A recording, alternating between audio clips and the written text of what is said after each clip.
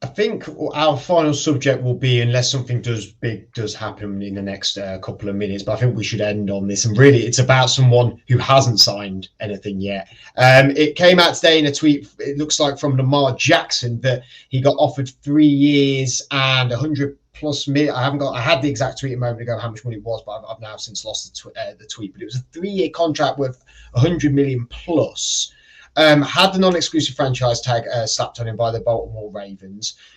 He does represent himself. He is his own agent, so this is why things may be taking a little bit of time with Lamar. But teams could go out there and offer him big money, and the Ravens would have to match. That's how the non-exclusive tag works. For people who don't know, is that teams can go offer him a contract. If he doesn't want it there, the Ravens do have to match it. So, I mean, there's the NFL teams maybe have a bit of an agreement that you don't just go and offer someone ridiculous money because the team has to then match it. I suppose there's probably a non-verbal agreement amongst the NFL teams with that.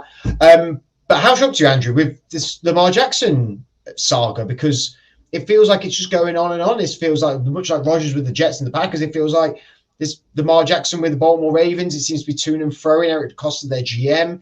He's keeping a lot of his cards to his chest. I think he's wanting to do the right thing for the Ravens as well as for Lamar, I suppose. Where do you land on all this with Lamar Jackson?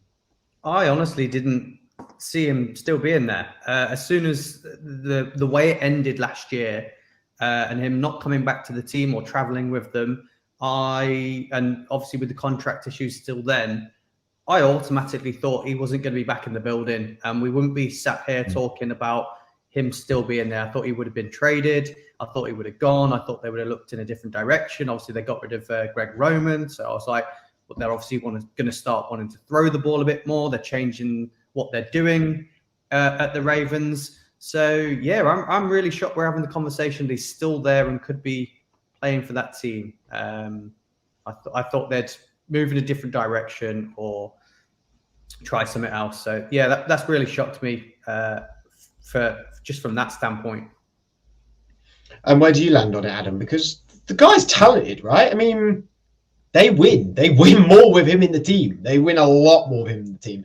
And I know there's a little bit of a thing of he misses a lot of games, but I think I saw a stat somewhere in the last 3 or 4 years he's missed 33% of games, which is it's a small fraction of games really for 4 seasons.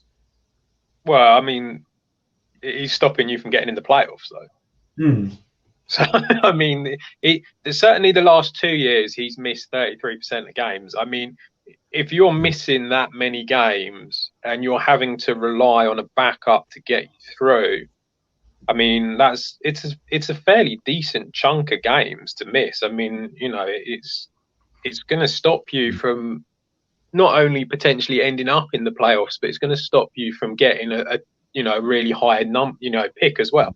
You're not going to be like the number 1 seed because you've just lost your star quarterback for 6 games. So it is a really big thing.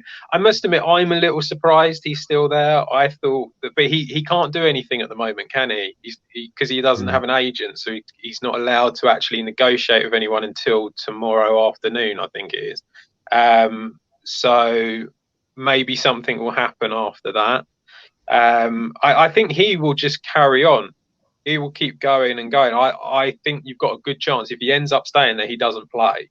And he will just keep going until they have to release him and he gets out on the open market, because he's got it in his head that he should be getting a Deshaun Watson style contract, which I think everyone has kind of come out and said that's a bit of an anomaly. It's not something that you're going to get again.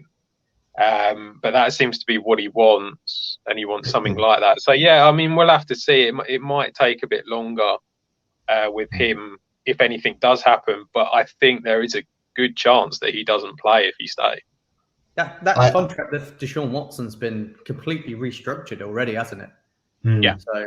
Yeah, today or yesterday. Yeah, and I think the NFL has come together again in a non-verbal way and gone, right, they went and did that and it was ridiculous, and no one else should do that or do that.